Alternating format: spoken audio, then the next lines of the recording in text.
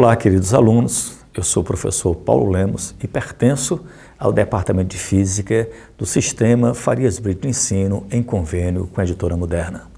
Na nossa aula de hoje nós vamos falar sobre dilatação térmica. Iremos ver a dilatação linear, a dilatação superficial, a dilatação volumétrica dos corpos sólidos, tá? Inicialmente vamos falar um pouquinho sobre dilatação térmica. Acompanhem comigo. Dilatação térmica. Quando aquecemos um corpo, aumentamos a sua energia térmica. Aumentamos o estado de agitação das moléculas que o compõem. Essas moléculas precisam de mais espaço e acabam se afastando uma das outras, aumentando o volume do corpo. Esse fenômeno é conhecido como dilatação térmica. A dilatação térmica ocorre não só quando aquecemos um corpo, mas também quando o resfriamos. Pessoal, nós temos aqui dois exemplos de dilatação. Quando é colocado os trilhos sobre os dormentes, os técnicos, os engenheiros, deixam espaçamento. Para quê? Para quando houver um aquecimento do clima, haver uma dilatação e permite essa dilatação e não haja entortamento desses trilhos. Nós temos aqui um exemplo, uma esfera presa a uma mola e aqui um aro. Se a gente liberar essa mola, você vai ver que a esfera vai passar por este aro. No entanto, se a gente aquecermos, o que vai acontecer? Reparem, notem que a esfera passa facilmente, aquecendo ela dilata e não mais passará no aro, tá? Sofrendo assim, pessoal, o que a gente chama de dilatação dos sólidos. Um fato curioso, um fato interessante, é que se você tem uma barra metálica e fornece a ela calor, a olho nu não dá para perceber a dilatação que essa barra sofre. Por isso que a gente usa o dilatômetro, que é exatamente o instrumento que serve para medir essa dilatação. Reparem, quando é fornecido calor, a barra vai dilatando e ela vai empurrando essa haste e o dilatômetro vai medindo o valor correspondente àquela dilatação, tá bom? Então tá aí, pessoal, esse instrumento que mede a dilatação sofrida pelas barras. Bom, agora a gente vai falar um pouco do primeiro tipo de dilatação, que é a dilatação linear. A dilatação linear ocorre nas barras. As barras, elas possuem três dimensões: o comprimento, a largura e a espessura.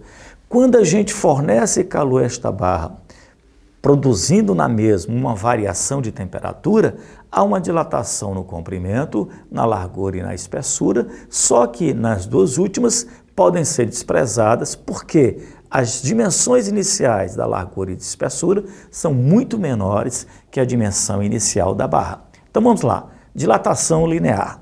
Observem, a gente tem aqui uma barra de comprimento Li e a gente vai fornecer calor a esta barra. Quando a gente fornece calor, a barra sofre um aumento do seu comprimento, chamado dilatação linear, tá? Professor, quando a barra sofre este aumento de comprimento, nós chamamos de dilatação. E como é que se calcula a dilatação linear sofrida por esta barra? Ela depende de quê? Depende do comprimento inicial. Quanto maior o comprimento inicial, maior a dilatação. Depende da variação de temperatura. Quanto maior a variação de temperatura, maior a dilatação. E depende do material que compõe esta barra. E essa dependência está embutida aqui num coeficiente chamado coeficiente de proporcionalidade, coeficiente de dilatação linear. Se eu pegar o ΔL e substituir por L menos L0 e jogar o L0 para lá e colocando o L0 em evidência, você chega à relação L0 que multiplica 1 mais alfa ΔT, onde alfa, lembrando, é o coeficiente de dilatação linear. Professor Paulo Lemos, quando é que eu uso a primeira expressão? Se ele pedir dilatação, se ele pedir acréscimo de comprimento, se ele pedir decréscimo de comprimento. E você usa a segunda relação se ele pedir unicamente o comprimento final. Por exemplo, calcule o comprimento final dessa barra. Bom, pessoal, uma aplicação prática disso é o bimetálico. Nós temos aqui uma barra composta de dois metais diferentes que dilatam diferentemente, pois possuem coeficientes de dilatação diferentes. Se a gente fornece calor, o que vai acontecer? A barra, pessoal, a que vai sofrer maior dilatação seria essa barra da esquerda, a outra menor dilatação, ela puxa a barra. Professor, e tem aplicação prática disso? Claro, né? Você tem um circuito, quando há um excesso de corrente no circuito, passa um excesso de corrente nesse bimetálico, ele aquece e solta e deixa de ter o contato, né, com o circuito, consequentemente, abrindo o mesmo, fazendo com que haja a proteção dos dispositivos elétricos ali existentes, tá bom? Bom, entendido, pessoal, dilatação linear, vamos compreender a dilatação superficial. Quando você tem, pessoal, uma chapa, a chapa tem duas dimensões. Ela tem comprimento e tem largura, ela tem 3 dimensões. E também tem espessura.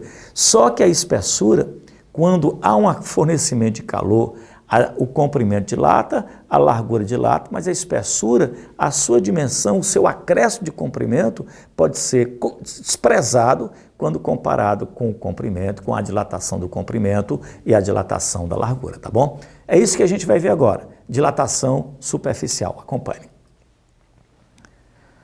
Pessoal, a gente tem aqui uma chapa com essas 3 dimensões. Se a gente fornece calor, né, a chapa vai aumentar o seu comprimento, vai aumentar a sua largura, vai aumentar a sua área superficial, tá? A dilatação da espessura, repito, ela pode ser desprezada quando comparada com as outras 2 dilatações. De forma análoga, pessoal, do que acontece numa barra, quando você tem uma chapa e aquece, ela sofre uma dilatação. A dilatação sofrida na chapa é igual à área inicial que multiplica um beta, chamado coeficiente de dilatação superficial, vezes o ΔT. Colocando, né, chamando o ΔS de S menos S0 e jogando o S0 para lá, a área final é a área inicial que multiplica 1 mais beta ΔT. Lembrando que esse beta depende do material que compõe a chapa. Professor, a dilatação superficial não ocorre em 2 dimensões? Sim. Por essa razão, esse beta é praticamente 2 vezes maior do que o alfa.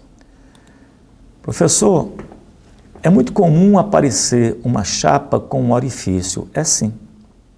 A impressão que se tem é que, quando a chapa é aquecida, a área superficial do orifício diminui. Não. Imagina a seguinte situação. Você tem uma chapa de ferro com um orifício circular e aqui uma chapa de ferro com a mesma dimensão deste orifício circular. Se eu colocar essa chapa de ferro, né, aqui dentro, você passa a ter uma chapa totalmente compactada. Se você fornece calor, a chapa totalmente compactada dilata, e se você tirar a superfície circular de dentro, você vai ver que houve uma dilatação no orifício, da mesma forma que dilatou essa chapa circular que eu citei, sendo de ferro. Então, pessoal, a dilatação sofrida por um orifício ocorre como se esse orifício fosse feito do metal da chapa. Um furo em uma chapa de metal se dilata, quando aquecido, como se fosse feito do material da chapa, tá bom? Bom, pessoal, com relação à dilatação superficial e com relação ao orifício, é muito comum na sua casa você ter um copo de vidro, você vai lavar esse copo, pega um outro copo molhado, também coloca um no outro, né? Um dentro do outro. Você vai tirar, você tem dificuldade. O que é que você deve fazer? Você pega um recipiente contendo água aquecida, coloca o copo debaixo, na hora que você coloca, a abertura do copo dilata e você facilmente tira o copo de dentro, tá bom? E vamos agora falar um pouco sobre dilatação volumétrica. Vamos lá. Dilatação volumétrica. Pessoal, se você tem um corpo sólido e fornece calor a este corpo sólido, ele aumenta o seu volume. De forma análoga do que acontece com a dilatação linear. e com a dilatação superficial, aquecendo calor, fornecendo calor ao corpo, ele sofre um acréscimo de temperatura, ele sofre um acréscimo de volume. E como se calcula esse acréscimo de volume? É o volume inicial, que multiplica γ, coeficiente de dilatação volumétrica, vezes a variação de temperatura. Se você quer saber o volume final, é o volume inicial, que multiplica 1 mais γ ΔT. Lembrando que a dilatação volumétrica ocorre em 3 dimensões, é como se fossem 3 dilatações lineares. Portanto, este γ ele é praticamente 3 vezes o alfa, 3 vezes maior do que o coeficiente de dilatação linear, tá? Então tá aqui, pessoal. Nós temos aqui um recipiente com a tampa, você fornece calor, né? Ela vai dilatar, consequentemente você consegue tirar mais facilmente a tampa, tá bom? Então tá aqui, pessoal. Na aula de hoje, nós falamos de dilatação dos sólidos. Dilatação linear, dilatação superficial e dilatação volumétrica. Não esquecendo a relação entre esses coeficientes. O coeficiente de dilatação superficial é 2 vezes maior que o coeficiente de dilatação linear. E o coeficiente de dilatação volumétrica é 3 vezes maior do que o coeficiente de dilatação linear. Tá bom?